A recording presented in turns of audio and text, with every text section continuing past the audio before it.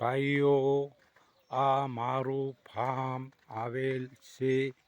અમે ગાયોનું દેખ રાખી અને એમનું દૂધ ડેરીની અંદર ભરાવીએ છીએ. એમાં મારી પાસે જે ગાય છે તે ગાય 10 લીટર 12 લીટર દૂધવાળી છે. આ મારા ફાર્મનો બધો વિસ્તાર આવેલો છે. ભાઈઓ, આ વિસ્તારને નિહાળી જો.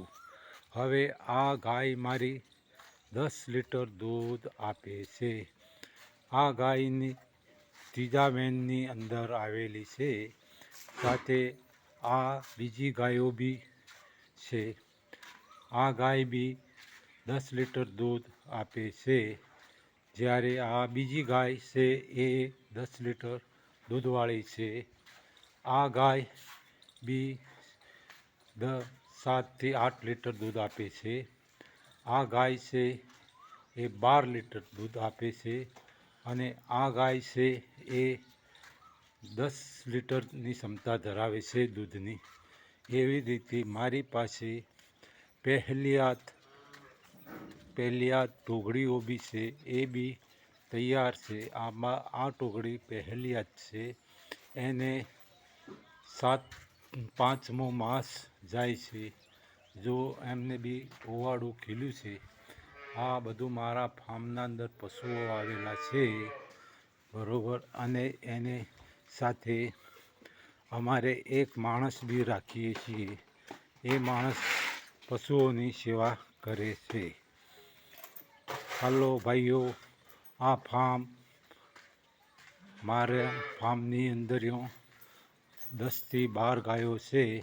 અને એમને હું દૂધ બનાસ ડેરીની અંદર ભરાવું છું. એક બીજી ગાય આ છે, એને બી 10 લીટર દૂધની ક્ષમતાવાળી છે.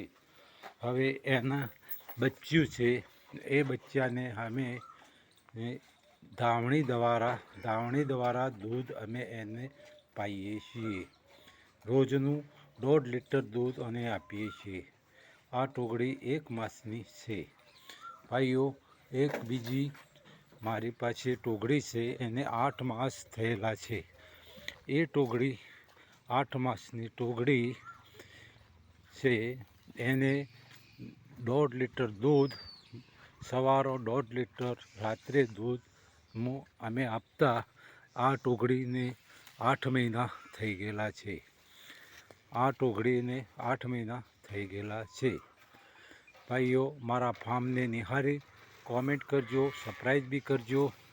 અમારાથી બોલવામાં કોઈ ભૂલ થઈ ગઈ હોય તો માફ કરજો.